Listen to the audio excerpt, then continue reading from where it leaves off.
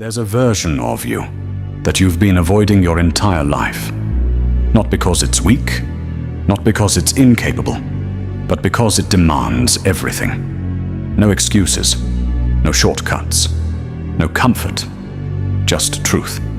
And the truth is, you are not tired because life is hard. You are tired because you are divided.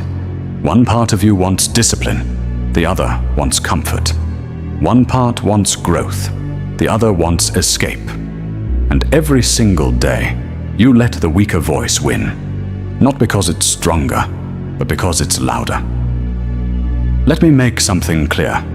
Your problem is not lack of motivation. Your problem is lack of control. You don't need more inspiration. You need authority over your own mind. Because right now, your mind is not your servant. It's your master.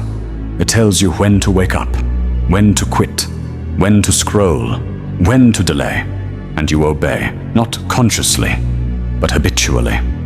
That's how control is lost, silently, slowly, until one day you look at your life and realize you didn't build it, you drifted into it. And that should scare you, because if you don't take control, something else will.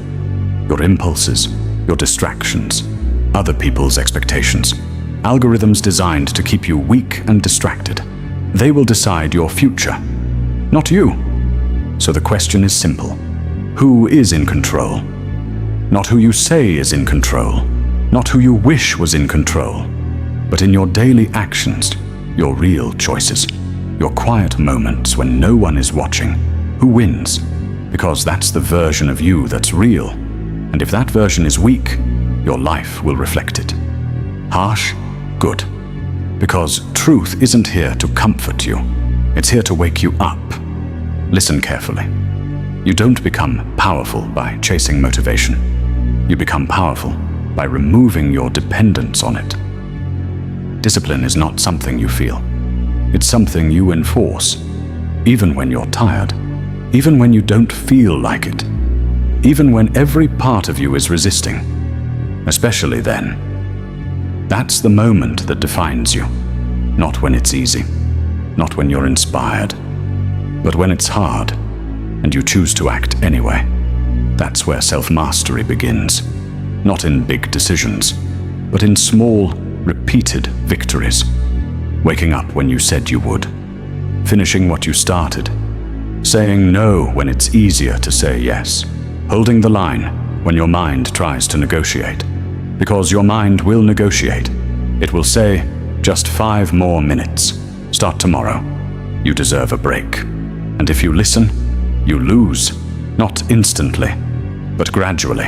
And that's how most people fail. Not through one big mistake, but through thousands of small surrenders.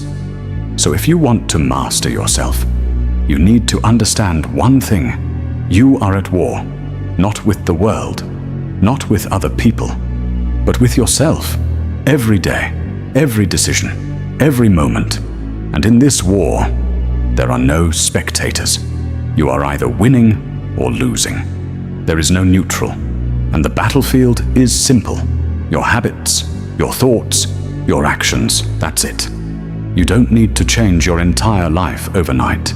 You need to take control of the next decision, then the next, then the next. Because control is built in layers. You don't suddenly become disciplined. You become disciplined by proving to yourself, over and over again, that you do what you say you'll do, no matter what. And once that trust is built, everything changes. You stop doubting yourself. You stop negotiating with weakness. You stop needing external validation. Because you know, when it matters, you show up. That's power. Not loud, not flashy, but unshakable. And here's the part most people won't tell you. Self-mastery is lonely. Because when you start taking control, you start separating from who you used to be. From your old habits, your old mindset, even some people. And it will feel uncomfortable, like you're losing something. But you're not. You're shedding what was holding you back. Growth feels like loss when you're attached to your old identity. But that's the price. You can't become someone new while holding on to everything that made you who you are now. So let it go. The excuses, the laziness, the need for comfort. Let it die. Because the version of you that you want to become requires space. And that space is created when you remove what no longer serves you. Understand this clearly. No one is coming to fix you. No one is going to hand you discipline, focus, or clarity. You either build it or you live without it. Those are the only options. And if you choose not to build it, don't complain about the life you end up with, because it will be a direct reflection of your lack of control. That's not negativity, that's accountability. And accountability is power, because once you accept that everything is on you, you stop waiting, you stop blaming, you stop hesitating, you act. And action is where everything changes. Not thinking, not planning, not watching others succeed. Action, even if it's imperfect, even if it's small, because motion creates clarity, not the other way around. So start now, not tomorrow, not next week, not when you feel ready. Now, make one decision that your weaker self would avoid and follow through, then do it again tomorrow, and the next day, and the next.